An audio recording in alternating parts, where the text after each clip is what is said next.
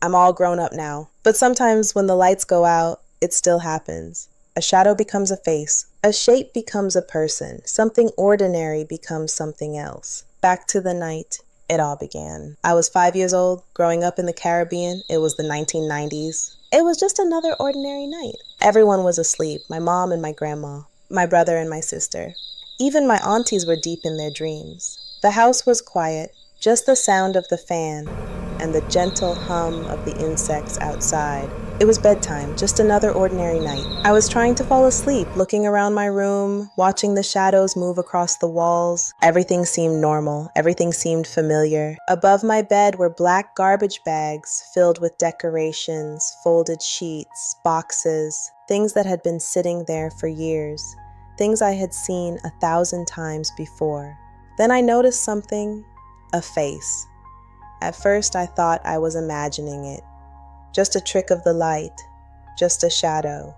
Then I saw another and another and another. Everywhere I looked, there were faces, looking down at me, right into my eyes. Suddenly, the shelf wasn't filled with garbage bags anymore. It was filled with people. Rows and rows of faces, watching me, waiting, just waiting for me to close my eyes. I couldn't stop staring. I wanted to look away, but I couldn't. The more I looked, the worse it became. Their smiles grew wider, their eyes became larger, their faces started changing. Everything looked wrong, everything looked twisted. Looking back now, I know fear was taking over, but at 5 years old, it felt completely real. Then they started coming closer, closer and closer and closer. I know now they weren't moving, but my mind believed they were. Then they laughed. At least that's what it sounded like to me. Every face, every smile, laughing, mocking me, closing in. My heart started racing. My chest felt tight. I couldn't catch my breath. My hands were shaking. I felt trapped. I thought something terrible was happening to me. I thought I was dying. What I didn't know was that I was experiencing my first panic attack. I screamed, and suddenly everyone was there. My mom was shouting out, "Baby, what's wrong?" My grandma was crying, "Lord have mercy," and my auntie was saying, "She's shaking." My brother and sister were scared. "What happened?" they asked. "Why is she crying?" They were all there, but the fear wouldn't leave me. The faces were gone, the smiles were gone, the laughter was gone. All that remained were garbage bags, sheets, decorations, ordinary things, but the fear stayed. It lingered in my heart for a long time. I tried to explain what I saw, but I didn't have the words. I only knew I was terrified. Mom said, "You're safe, Mommy's here," and Grandma whispered, "Everything is okay." That night ended in the hospital. Nobody knew exactly what had happened. Neither did I. It was the first time I experienced fear on that level, but it wouldn't be the last. The years passed. Childhood became adolescence. Adolescence became adulthood, but the experience never left me. Sometimes I still see them in clouds, in trees, in curtains, in shadows, in ordinary objects, faces where other people see nothing. Years later, I finally learned there was a name for part of what I experienced. Pareidolia, the tendency to see faces and patterns in ordinary objects. I also learned about anxiety, panic attacks, fear powerful enough to change the way the world looks around you. That's the explanation science gives. And maybe that's exactly what happened.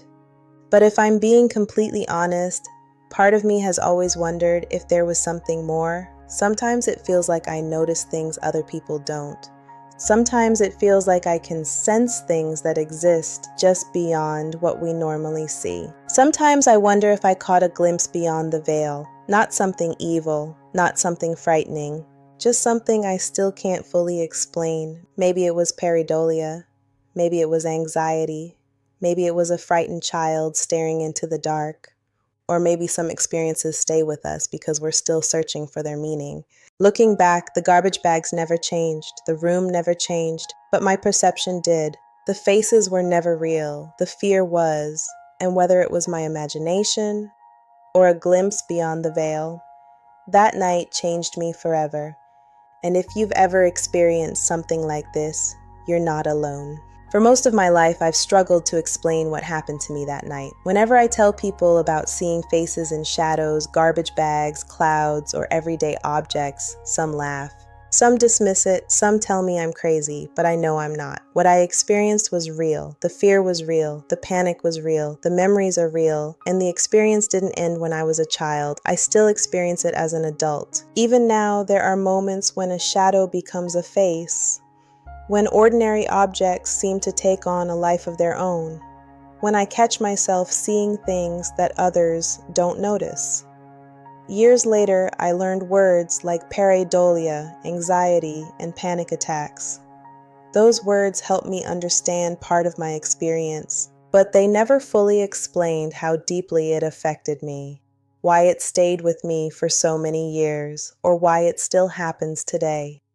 Maybe it was anxiety, maybe it was pareidolia, maybe it was a frightened child lying awake in the dark. Or maybe there are still things about the human mind and the world around us that we don't fully understand. All I know is that what happened that night changed me forever. And whatever the explanation may be, this experience has remained a part of my life from childhood into adulthood.